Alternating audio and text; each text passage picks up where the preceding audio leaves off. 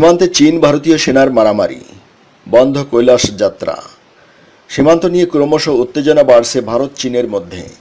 সীমান্তে ভারতীয় সেনার সঙ্গে ঝামেলার জের ঢুকতে দেওয়া হচ্ছে না কৈলাস মানস সরোবরগামী তীর্থযাত্রীদের।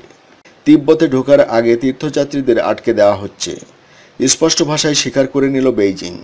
এই কারণেই সিকিমের নাথুলা পাসও বন্ধ করে দিয়েছে তারা। বেইজিংয়ের দাবি, নিরাপত্তাগত কারণে তারা এই সিদ্ধান্ত নিয়েছে। জানা গেছে, চীনের পিপলস লিবারেশন আর্মি ভারতীয় এলাকায় ঢুকে পড়ে কয়েকটি অস্থায়ী সেনা বাংকার ধ্বংস করেছে। যদিও চীনা সেনার অভিযোগ, ভারতই সীমান্তে চীনের রাস্তা তৈরিতে বাধা দিয়ে সমস্যা তৈরি করেছে।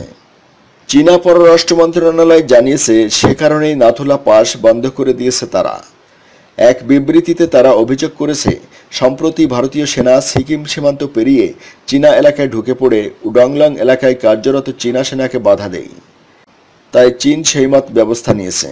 যদিও ফাঁস হওয়া ভিডিওতে ভারতীয় সেনার চীনা সীমান্তে ঢুকে পড়ার কোনো প্রমাণ পাওয়া যায়নি। তাতে পরিষ্কার দেখা গেছে, জোর করে ভারতে ঢোকার চেষ্টা করছে চীনা সেনা, আর তা ঠেকানোর চেষ্টা চালাচ্ছে ভারত। অন্যদিকে মানস সরোবরমুখী 47 জন তীর্থযাত্রীর প্রথম দলকে 19 থেকে 23 তারিখের মধ্যে নাথুলায় ঢুকতে দেওয়া হয়নি। তারা উত্তরাখণ্ডের পুরনো লিপুলকের পথ ধরে মানস সরোবরে রওনা দেন। নাথুলার পথটি নতুন। 2015 সালে মোদী সরকারের অনুরোধে ওটি খুলে দেয় চীন। চীনের দাবি, ভারতকে চীনের সঙ্গে সীমান্ত চুক্তিকে সম্মান করতে হবে, সীমান্ত থেকে নিরাপত্তা কর্মকর্তাদের সরাতে হবে ও গোটা বিষয়টির তদন্ত করতে হবে, যাতে সিকিম সীমান্তে শান্তি ও স্থিতি অবস্থা বজায় থাকে।